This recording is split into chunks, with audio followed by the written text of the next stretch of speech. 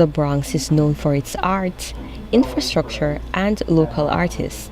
This time we join a panel discussion of photographers and scholars to explore how the borough has been photographed from the mid-20th century to the present. Myself and a number of people on the panel have lived in the Bronx and grown up in the Bronx for many years, and we're mostly photographers, so we're interested in looking at how images of the Bronx have changed over the years. Everybody knows the bad old days from the 70s and, the types of stuff you used to see in the magazines, a lot of which was very simplistic. People would come in for an hour or two, photograph the Bronx and leave.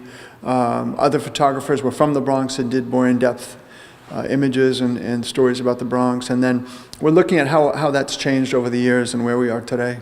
Documenting the Bronx is always important because people need to see various sides of the Bronx. This show only showcases one dimension of the Bronx, so hopefully the others will showcase other scenes of the Bronx as well. I could always relate to the Bronx because I'm originally from East Germany, and I grew up in an area that was declining, that suffered decline, where people got unemployed, where people lived on welfare. So the fate of the Bronx always resonated with me because I come from a very similar context. And so that's why I was really interested in the representations of the Bronx, how the Bronx was depicted in film, in literature, and of course also in hip-hop culture.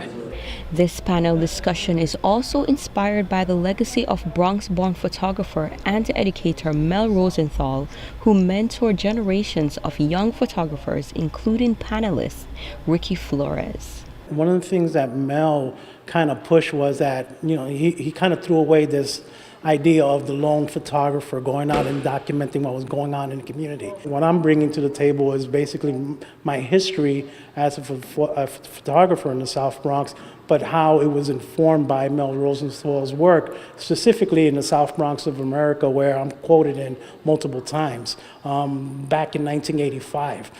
Taking a look back in the past always gives reference to the future. If you are a photographer with pictures of the great days of the Bronx and you would like to submit them, visit the website of the Museum of the City of New York at www.mcny.org. For BronxNet, this is Katie Aloy Knight.